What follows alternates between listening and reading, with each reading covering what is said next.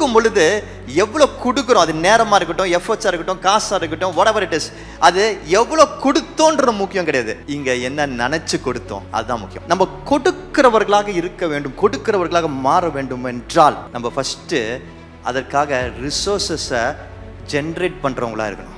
கொடுக்கிறது எப்பொழுது ஆசீர்வாதமாக மாறும் தெரியுமா? கொடுக்கிறவர்களாக நம்ம எப்போ முழுமையா மாற முடியும் தெரியுமா? நம்மளை எப்போது மற்றவர்கள் கொடுக்கிறவர்களாக பார்ப்பாங்க தெரியுமா? எப்போ தெரியுமா? நம்ம ரிசோர்ஸஸ் ஜென்ரேட் பண்றவங்களா இருக்கும் பொழுது. என்ன ஒரு திட்டத்திற்காக ஆண்டவர் உருவாக்கினார்னா, அந்த திட்டத்தை நான் வாழ்ந்து முடிக்கிறதுக்கு தேவையான எல்லா தாளந்தையும், எல்லா ரிசோர்ஸஸையும், அதற்கு தேவையான பீப்புளையும், அதுக்கு தேவையான வருமானங்களையும் ஆண்டவர் அதை ஜென்ரேட் பண்றதுக்கு எல்லா தகுதிகளும் எனக்கே கொடுத்திருக்கிறார். ஃபர்ஸ்ட் பாயிண்ட், எல்லாருமே முழு நேர ஊழியக்காரங்க. ரெண்டாவது பாயிண்ட், நம்ம எல்லாராலையும் கொடுக்க முடியும்.